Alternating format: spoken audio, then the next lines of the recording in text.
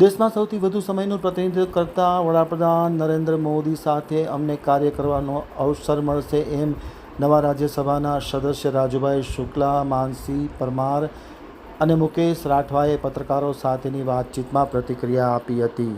ગુજરાતના 4 રાજ્યસભાના ઉમેદવાર ગઈકાલે બિનહરીફ જાહેર થયા હતા, જેમાં માનસી રાઠવા, મુકેશ રાઠવા, રાજુભાઈ શુક્લા અને જીતેન્દ્રભાઈ કણઝારિયાનો સમાવેશ થાય છે. ગઈકાલે તેઓને બિનહરીફ ઘોષિત કરવામાં આવતાની સાથે તેમને સર્ટિફિકેટ એનાયત કરવામાં આવ્યું હતું. ખાસ કરીને આ તકે નવા વરાયેલા રાજ્યસભાના 4 સદસ્ય રાજુભાઈ શુક્લા, માનસી રાઠવા, માનસી પરમાર, મુકેશ રાઠવા અને જીતેન્દ્રભાઈ કણઝારિયાએ ખાસ કરીને વડાપ્રધાન નરેન્દ્ર મોદી, ગૃહમંત્રી અમિત શાહ, મુખ્યમંત્રી ભૂપેન્દ્ર પટેલ અને પ્રદેશ અધ્યક્ષ જગદીશભાઈનો ખૂબ ખૂબ આભાર માન્યો હતો. ભારતીય જનતા પાર્ટીના રાજ્યસભાના ઉમેદવાર તરીકે આખા ભારતમાં સૌથી પહેલા જે બધી જ ચૂંટણીઓ છે એમાં સૌથી પહેલા જાહેર કરેલા ઉમેદવાર અમે ભારતીય જનતા પાર્ટીના ગુજરાતના ઉમેદવાર છીએ. એક વિચારધારા માટે જેણે પોતાનું સમગ્ર જીવન સમર્પિત કર્યું છે અને ચરઈ વહીતી એ મંત્રને સાચા અર્થમાં સાર્થક કર્યો છે એવા આદરણીય નરેન્દ્રભાઈ મોદી, જેણે 4399 દિવસ કેન્દ્ર સરકારમાં અને 12 વર્ષ સતત ગુજરાતમાં જે વિકાસની એક કેડી કંડારી છે, અને જ્યારે વિશ્વના તમામ નેતાઓ પણ આજે જ્યારે નરેન્દ્રભાઈના સુશાસન માટે અભિનંદન પાઠવે છે, એવા વખતે અમને જ્યારે આ તક મળી છે, તક આપવા બદલ રાષ્ટ્રીય નેતૃત્વ, રાષ્ટ્રીય અધ્યક્ષ શ્રી નિત્યાનંદ નવીનજી, અમારા સૌના માર્ગદર્શક આદરણીય શ્રી નરેન્દ્રભાઈ, સાચા અર્થમાં જેઓ ચાણક્ય પુરવાર થયા છે એવા આદરણીય ગૃહમંત્રી શ્રી અમિતભાઈ સાહેબ, અમારા ગુજરાતના મુખ્યમંત્રી શ્રી ભૂપેન્દ્રભાઈ, પ્રદેશ અધ્યક્ષ શ્રી જગદીશભાઈ વિશ્વકર્મા, નાયબ મુખ્યમંત્રી શ્રી હર્ષભાઈ સંઘવી અને સંગઠન ગઢે ચલો, સુપથ પર ગઢે ચલો એવા આદરણીય સંગઠન મંત્રી શ્રી રત્નાકરજી, તેઓ શ્રીનો હૃદયપૂર્વક આભાર માનીએ છીએ.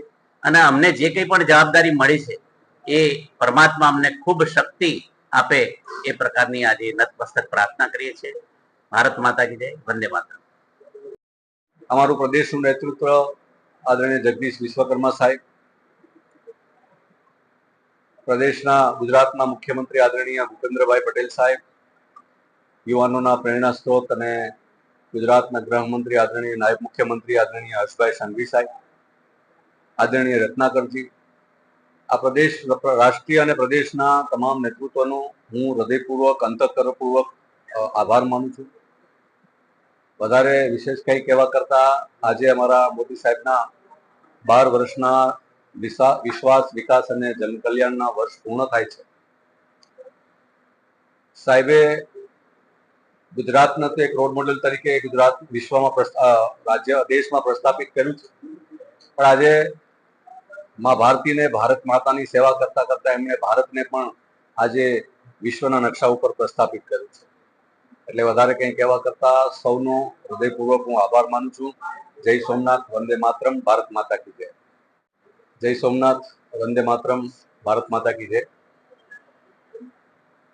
અમારા માટે આજે એક ગૌરવની ક્ષણ છે.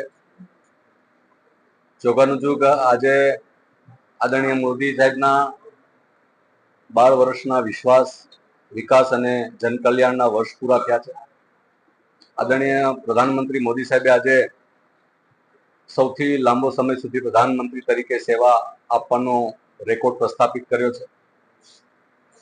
એટલે અમારા માટે આજે આ ગૌરવની ક્ષણ છે. રાજ્યસભાના ઉમેદવાર તરીકે ભારતીય જનતા પાર્ટી અમને ગત 5 તારીખે જાહેર કર્યા હતા. આજે 11મી જૂનના દિવસે 3:15 વાગે અમે ચારેય લોકો બિનહરીફ રાજ્યસભાના સાંસદ તરીકે ચૂંટાઈ આવ્યા છે. પ્રમાણપત્ર પણ અમે ચૂંટણી અધિકારી પાસેથી કલેક્ટ કરી લીધું છે. આ તકે વિશેષ કંઈ કહેવા કરતા મને ગર્વ છે કે હું ભારતીય જનતા પાર્ટીનો કાર્યકર્તા છું અને અમારા જેવા કાર્યકર્તાઓને ભારતીય જનતા પાર્ટીએ આજે એક સામાન્ય કાર્યકર્તાઓને ઉમેદવાર તરીકે પાર્ટીએ જાહેર કર્યા હતા. આ માત્ર ભારતીય જનતા પાર્ટીમાં શક્ય છે. ભૂતકાળમાં પણ ભારતીય જનતા પાર્ટીએ એમના કાર્યકર્તાઓને યોગ્ય સમયે યોગ્ય તક આપેલી છે. મને તો વિધાનસભામાં પણ તક આપેલી હતી અને સંગઠનમાં પણ ઘણી જગ્યાએ તક આપી અને કામ કર્યું છે. મારી સાથે મુકેશભાઈ છે, એ પણ એક ભારતીય જનતા પાર્ટીના સામાન્ય કાર્યકર્તા છે, છોટાઉદેપુરના જિલ્લાના મહામંત્રી છે. અમારા વડીલ આદરણીય રાજુભાઈ શુક્લા, એ પણ એક સામાન્ય કાર્યકર્તા તરીકે કામ કર્યું અને સંઘના પ્રથમ વર્ષ શિક્ષિત છે. અત્યારે સુરેન્દ્રનગર જિલ્લાના પ્રભારી તરીકે પણ એ કામ કરે છે.